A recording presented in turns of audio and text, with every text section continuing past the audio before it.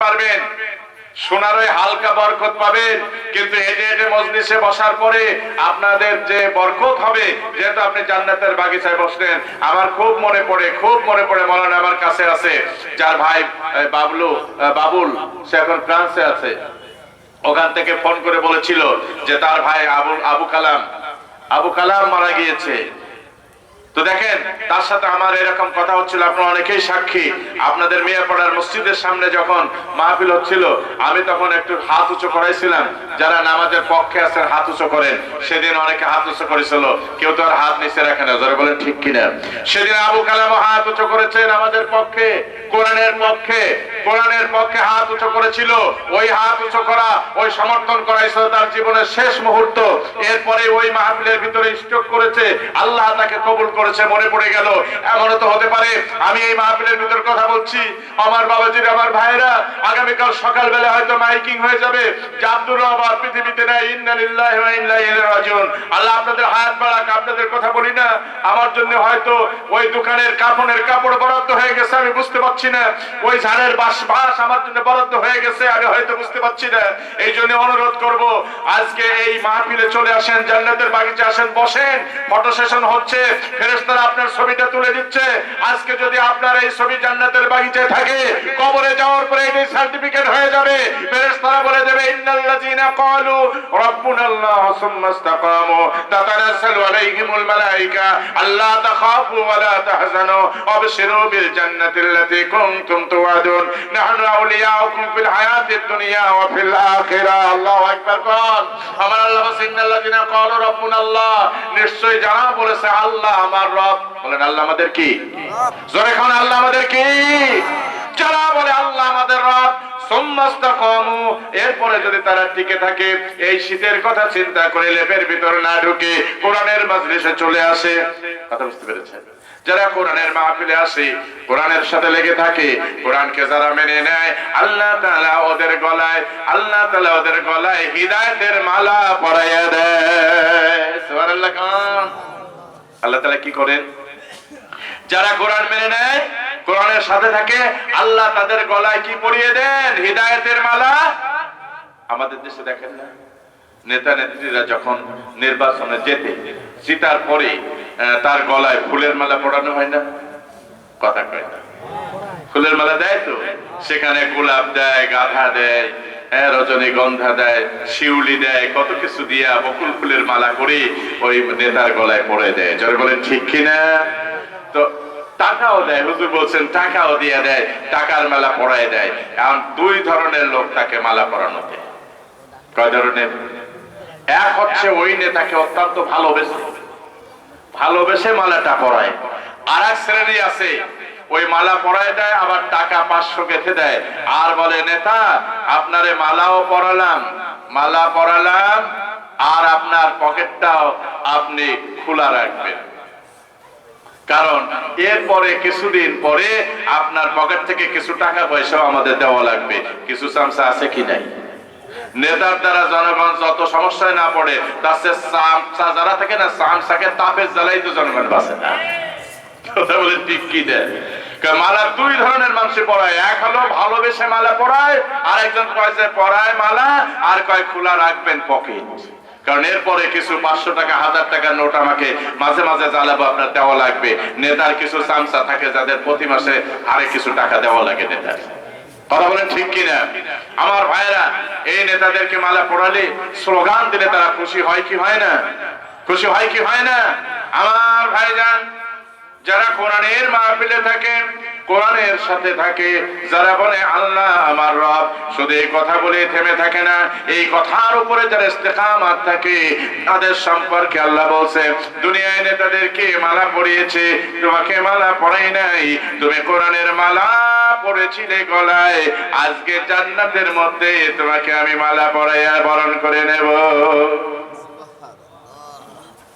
সে মালা পরাবে কিটা? ধান্দাবাজরা, সামসারা। আল্লাহ রাব্বুল আলামিন বলছেন, সেই দিন আমার জান্নাতি মানুষদের জন্য আমি স্লোগানের ব্যবস্থা রাখবো, দিলা সালাম সালামা। আরে বেহেশতের দরজায় দাঁড়িয়ে থাকবে ফেরেশতারা কিলা সালামান সালামা, বলতে থাকবে সালাম সালাম শুভেচ্ছা, ও আল্লাহর বান্দা চলে আসো চলে আসো। সেদিন তাকে স্লোগান দিয়ে দিয়ে জান্নাতে নিয়ে যাবে। আর হুরুন হিন, আল্লাহু আকবার। এবং হুরেরা সেই দিন জান্নাতি হুরেরা, ওই দিন যারা কোরআনের মালা দুনিয়ায় গেঁথে নিল, জান্নাতি হুরেরা সেই দিন জান্নাতীদেরকে হুরেরা ফুলের মালা পরাইয়া দেবে। এ মালা চাই না আমরা? আজকে যারা উপস্থিত হয়ে গেছি তাদের জন্য আল্লাহ তাআলা এই মালা বরাদ্দ দিল।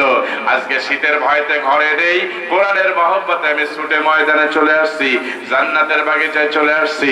এদের জন্য জান্নাতের মালা আল্লাহ দেবেন পরাইয়া। জোরে জোরে কোন সুবহানাল্লাহ। একটু জিকির করেন। আর সামনে একটু ফাঁকা জায়গাটা বন্ধ করে দেখতেই বড় চমৎকার লাগতো। দরজার পাশে কিছু লোক দাঁড়িয়ে আছে, বসতে পারতেছে না। সামনে কিছু জায়গা ফাঁকা, কোনো সমস্যা আছে নাকি জায়গাটায় জানি না।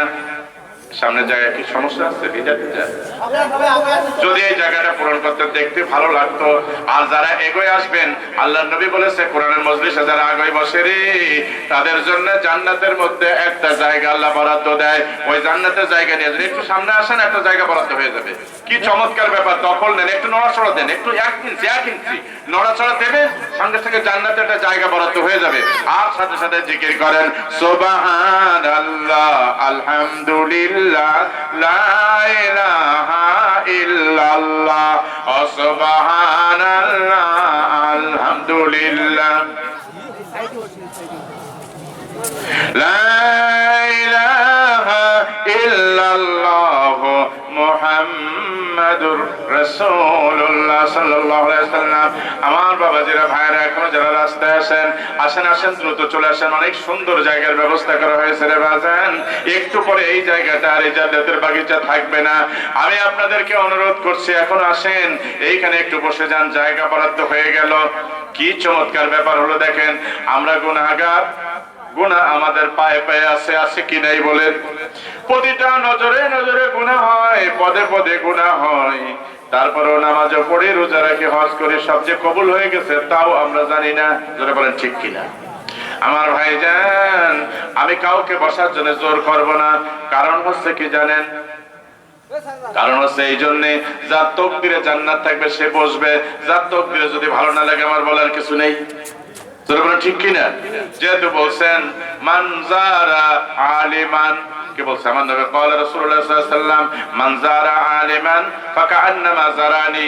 যে কোনো হক্কানি আলেমের চেহারা দেখলো, নবী বললেন সে যেন আমার চেহারাই দেখে নিল।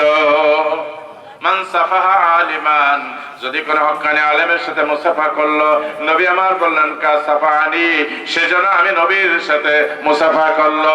ওমান জালাসা মাই, আর যে আমার মজলিসে বসলো সে আমার সাথে জান্নাতে যাবে। কানা মাই ফিল জান্নাত, জোরে কোন সুবহানাল্লাহ। যারা আমার নবীর মজলিসে বসলো তারা নবীর সাথে জান্নাতে বসবে। এখন যার তকদিরে থাকে সেই বসবে, যার ভালো না লাগলে দাঁড়ায় থাকতে একটা সুবিধা আছে। বসার থেকে যদি চলে যেতে হয় তাহলে একটু ঝামেলা আছে, বসতে হবে, সেতে দাঁড়াতে হবে, তারপরে সামনে ফাঁকা আছে কিনা দেখে যাইতে হবে। আর যারা দাঁড়ায় থাকে ওদের কোনো ঝামেলা নেই, খানিকক্ষণ দাঁড়ায় থাকে, পাও যখন একটু লেগে যাবে সোজা আটা দেবে, আর কোনো কষ্ট নেই। ঠিক কিনা? এই জন্য বলি, আশেপাশে এখনো যারা দাঁড়ায় আছেন, চায়ের দোকানে তো বসবেন, কালকেও বসবেন, আল্লাহ হায়াতে রাখলে বসেন। এখন চায়ের দোকান থেকে, বাজার দোকান থেকে একটু ফিরে চলে আসেন। এমন জায়গায় আসছেন রে বাবা, যে নবী আপনার আমার জন্য সব সময় ওই রওজার ভিতর থেকে কাঁদতেছে। নবী তার উম্মতের জন্য রওজার মধ্যে থাকে, কাঁদে। উম্মত যখন গুনাহ করে আমার নবীর অন্তরে কষ্ট লাগে। আল্লাহর কাছে তার জন্য আল্লাহ সুপারিশ করে, আল্লাহ তুমি তারে মাফ করে দাও। এতিম নবী আমাদের কাছে আসলেন, জীবনে একটাবার আব্বা বলে ডাক দিতে পারে নাই, পারছিল নাকি? মা আমেনার গর্ভে থাকতে হযরতে আব্দুল্লাহ পৃথিবী থেকে বিদায় হয়ে চলে গেলেন। আমার নবী জীবনে একটি বার আব্বার চেহারাখানা দেখতে পারে নাই। মা খেদমত, মায়ের সঙ্গ, মায়ের মহব্বত সেরকম আমার নবী বেশি দিন পাই নাই, মাত্র 6টা বছর। জোরে বলেন ঠিক কিনা? তারও কিছু সময় তো কেটেছিল মা হালিমার গৃহে। আল্লাহর নবী হলেন রহমতের নবী। কিসের নবী? রাহমাতুল লিল আলামিন। কি চমৎকার ব্যাপার! আল্লাহ বলেন আলহামদুলিল্লাহি রাব্বিল আলামিন।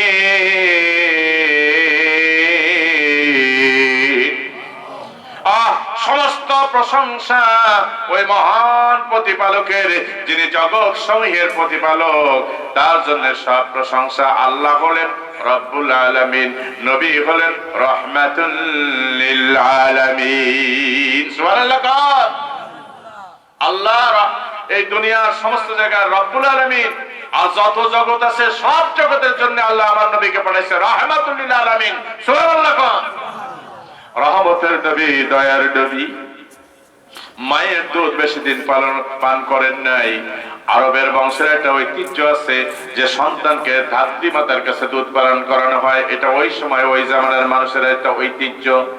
বিশ্ব নবী দুনিয়ায় আসলেন, কত ঘটনা হয়ে গেল, সব বলা যাবে না। আমার সাল্লাল্লাহু রাহমাতুল লিল আলামিন, রাহমাতুল লিল দুনিয়ায় আসলেন, আর দুনিয়ার জগতে রহমত আর বরকতের ঢেউ শুরু হয়ে গেল।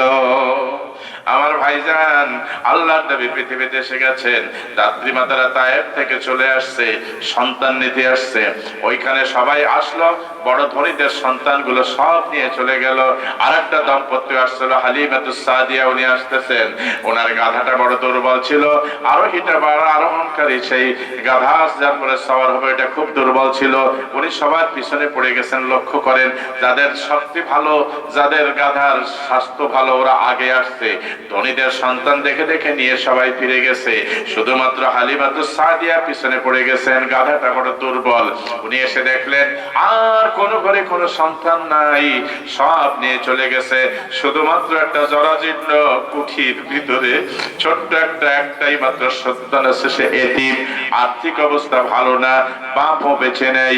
এখন উনি ওই দেখে স্বামীকে বলতেছে, স্বামীরে আমার, আর কোন ধনী সন্তান তো বেঁচে আর নেই, সবাই চলে গেছে। তার শূন্য হাতে ফিরে যাওয়ার থেকে যা পাই তাই নিয়ে যাওয়া ভালো আমি মনে করি। স্বামীও বললেন, আমিও তাই বলি, চলো যাই। এইবার ওই ঘরে গেলেন, আমার নবীর চেহারা করে দেখে হালিমার বুকটা ভরে গেল।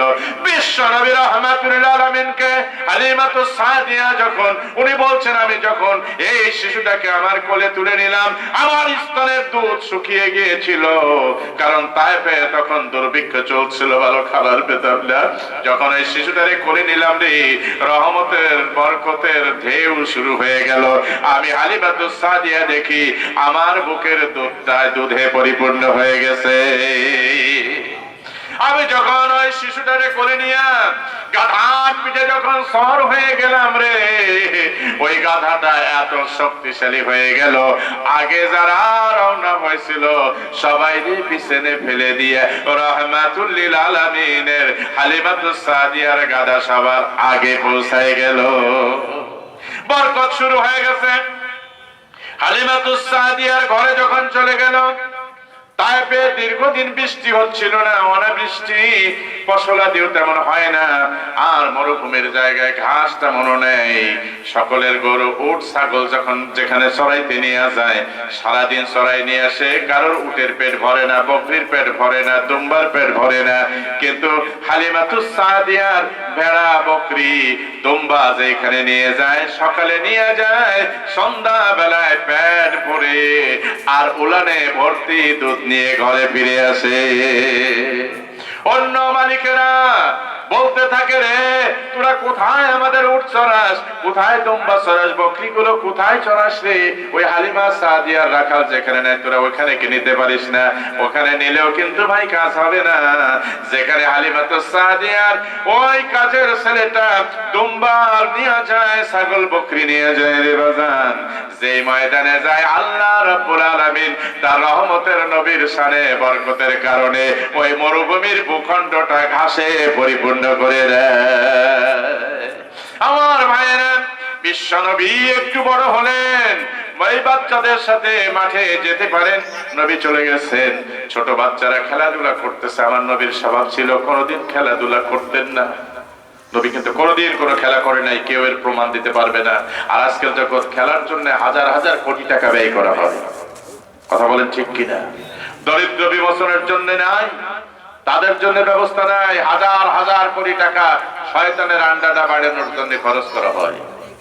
আর এই শয়তানের ডিম বাড়াবে যে বেশি বাড়তে পারে, তার বাড়ানোর জন্য জীবনে সব ফ্রি হয়ে যায়। কথা বলেন ঠিক কিনা? একজন এতিম হাফেজের জন্য কোনো কিছু ফ্রি হচ্ছে না। শয়তানের ডিম পিটানোর কারণে তার জীবনের চিকিৎসা ফ্রি, যাতায়াত ফ্রি, থাকা ফ্রি, পোশাক ফ্রি, খাওয়া ফ্রি, পৃথিবীর সব জায়গায় ভ্রমণ ফ্রি। কিন্তু একজন কোরআনের হাফেজ যার দিল কোনোদিন পচবে না, সেই হাফেজের জন্য এমন কোনো বরাদ্দ হয় না। কথা বলেন ঠিক কিনা? আজকে কোথায় যাবেন, কার কাছে বলবেন? ইমাম সাহেবের বেতনের জন্য যদি ধরা হয় মাসিক 200 টাকা, দিতে পারে না। কিন্তু বাড়ির যে দারোয়ান রাখা হয়েছে, বাড়ির গেটে যে দারোয়ান রাখা হয়েছে, তারে মাসে 7 থেকে 8,000 টাকা বেতন দিতে পারে। আবার উনি যখন মসজিদে আসে, যদি বলা হয় ইমামের বেতনের জন্য 200 টাকা, তার জোটে না। কথা ঠিক কিনা বললেন? আর যখন শপিং মলে যায়, নিজের সন্তানের জন্য যখন কাপড় চোপড় কিনতে শপিং মলে যায়, সেখানে তার জন্য 10,000 টাকা বরাদ্দ হয়। কিন্তু তার বাড়িতে ওই ভোরবেলা থেকে শুরু করে কাজ শুরু করে সবাই যখন ঘুমায় যায়, কাজের মেয়েটা সব কাজ শেষ করে সবার শেষে ঘুমাইতে যায়, আর ভোরবেলা সবার আগে ওঠে। নিজের ছেলে মেয়ের জন্য 10,000 15,000 টাকা বরাদ্দ হয় শপিং মলে যায় সব কেনার জন্য। কিন্তু যে এতিম গরিব অসহায় বাচ্চাটা তার সমস্ত খেদমত করতেছে, তার জন্য 500 টাকার একটা জামাও জোটে না। অনেক পরিবার আছে, জোরে কোন ঠিক কিনা? আমি কোন নাই কথা বলতেছি। দেখেন, এতিম অসহায় গরিব তার বাড়িতে কাজ করে তাকে শান্তিতে রাখতেছে, তার জন্য মাসে 5,000 টাকা খান, 5 টাকাও বরাদ্দ দিচ্ছে না। ছেলে মেয়ের জন্য প্রতিদিন সপ্তাহে মাসে হাজার হাজার টাকা শপিং করতেছে, জোরে বলেন ঠিক কিনা? আজকে আমরা কোথায় আছি? আপনারা লক্ষ্য করে দেখবেন, বড় বড় হোটেলে যখন খাওয়া দাওয়া করা হয়, খাওয়ার শেষে যখন চলে আসে, তখন ওই হোটেলের যে মেসেঞ্জার থাকে, যে বয় থাকে, ও আপনার কাছে একটুখানি টিস্যু পেপার একটা এগোয় দেয়, ওর পকেটে থাকে একটু টিস্যু পেপার এগোয় দেয়, একটা গ্লাস পানি দেয়, 1 বোতল পানি এনে দেয়। আপনি আসার সময় দিকে তাকাইয়া পকেটে হাত দিয়া 200 টাকার নোট, 100 টাকার নোট একটা উপহার দিয়ে চলে আসেন, তাকে উপঢৌকন দিয়ে চলে আসেন। সে কিন্তু ওখানে বেতনভোগী কর্মচারী, সে ওই কাজ করবে, তার মালিক তাকে বেতন দেবে। আর আপনারা একটুখানি একটা টিস্যু এগোয় দিয়েছে, আপনি 200 টাকা দিয়ে চলে আসছেন। ঠিক ওই অভিজাত হোটেলের সামনে গেটের পাশে দাঁড়িয়ে আছে একজন অসহায় ভিক্ষুক, চলতে পারতেছে না, পেটে খাবার নেই, পরনে পোশাক নেই, চিকিৎসার জন্য ওষুধ পায় না, তার হাতে 10 টাকাও দেওয়া হয় না। কথা বলেন ঠিক কিনা? দুনিয়ার মানুষ কোথায় আছেন, কারে কোথায় কি বলবো বলেন? কোথায় কারে কি বলবো? আজকে রসুলের আদর্শ আপনার আমার ভিতরে থাকতেছে না, এই জন্য সমাজে অশান্তি আসতেছে। আজকে আমরা দেখেন নিরাপদে বসে আছি, এখানে শান্তিময় জায়গায় বসে আছি, জান্নাতের বাগিচায়, কোনো টেনশন নেই। আছে নাকি কোনো টেনশন? মনের মধ্যে কোনো অশান্তি লাগতেছে? আমি যতজন শুনেছি, যারা কোরআন প্রেমিক, রাসূল প্রেমিক, আল্লাহ প্রেমিক, যারা আল্লাহকে ভালোবাসে, কোরআনকে ভালোবাসে, তারা কোরআনের মজলিসে আসলে যত শান্তি পায়, পৃথিবীর অন্য কোনো জায়গায় এত শান্তি পায় না। যারা বলেন ঠিক কিনা? আরে কোরআন পাখির আল্লাহ কোরআনের জন্য আমাদের কবুল করো, বলেন আমিন। আল্লাহ কোরআনের মজলিস, তোমার মজলিসে আজকে আমাদের বসতে দিয়েছো মাহবুব, কিয়ামতের ময়দানে জান্নাতে ওই জায়গাটায় বসতে দিও। আমি আস্তে আস্তে শুনতেছিলাম, আমার প্রিয়, আমার স্নেহের ছাত্র হাবিবুল্লাহ সাহেব বলতেছিলেন, আর রহমান আল্লামাল কুরআন।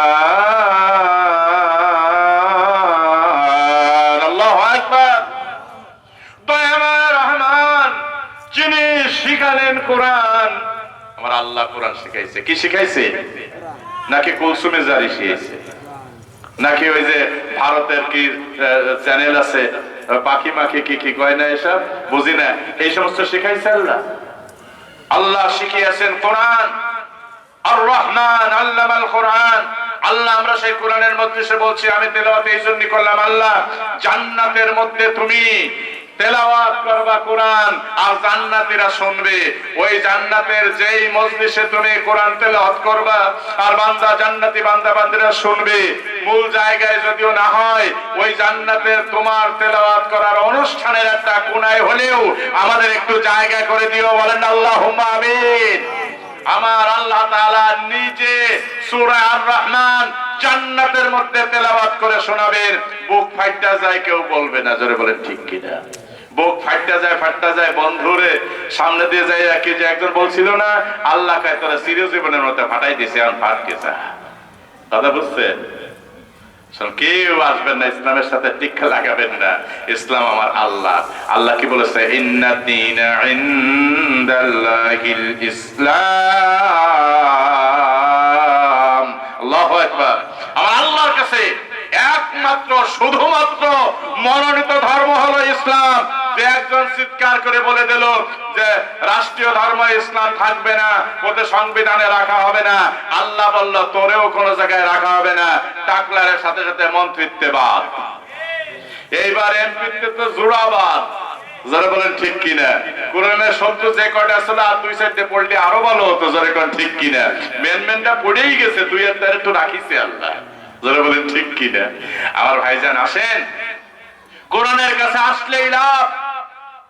আজকে এতিমের হাতে 2টা টাকা জোটে না, আপনি হোটেল বয়কে দিয়ে আসেন 200-500 টাকা উপহার, আর গেটে দাঁড়ায় থাকে অসহায় গরিব, তার হাতে আপনার জোটে না।